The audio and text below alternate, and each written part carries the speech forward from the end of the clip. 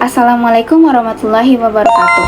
Perkenalkan, saya Audia Istihamdani dengan NIM V066251043 dari Fakultas Vokasi Program Studi Terapis Gigi.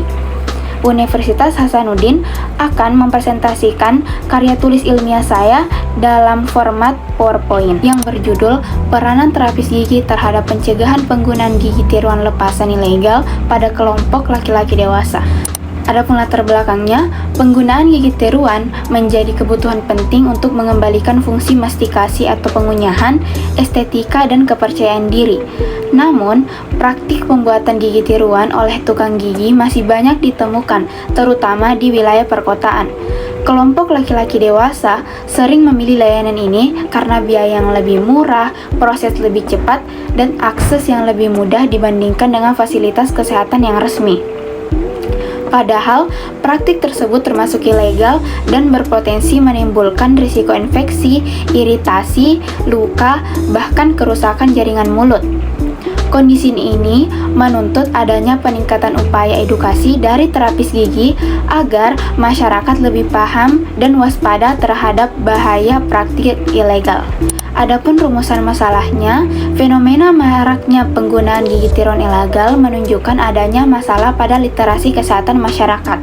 Beberapa permasalahan utama yang teridentifikasi, yang pertama, rendahnya pengetahuan masyarakat tentang risiko dan bahayanya gigi tiruan ilegal. Yang kedua, persepsi bahwa kemampuan tukang gigi setara dengan tenaga kesehatan profesional. Yang ketiga, faktor ekonomi yang menjadi pendorong kuat memilih layanan yang murah. Yang keempat adalah minimnya kegiatan edukasi yang menjangkau kelompok laki-laki dewasa yang seringkali tidak menjadi target utama dalam promosi kesehatan gigi.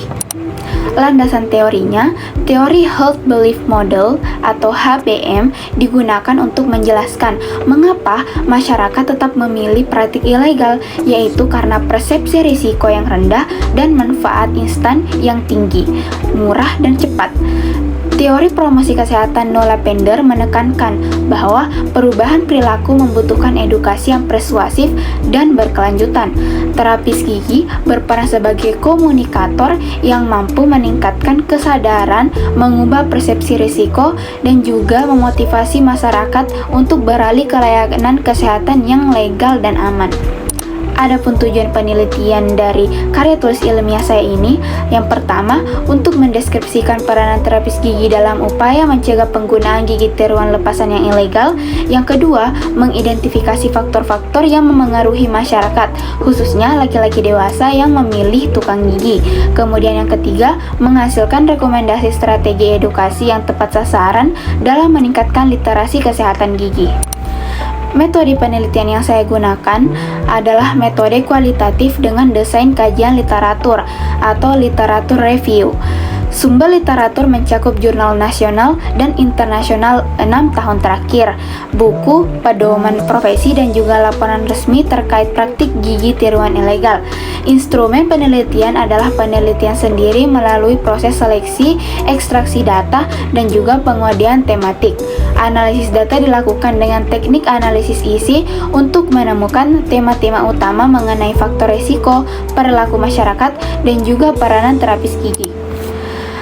Hasil penelitian yang saya dapatkan, hasil kajian yang mengungkapkan bahwa beberapa faktor utama penggunaan gigi tiruan ilegal yakni meliputi yang pertama, pengetahuan rendah mengenai batas kewenangan tukang gigi dan bahaya tindakan non-medis.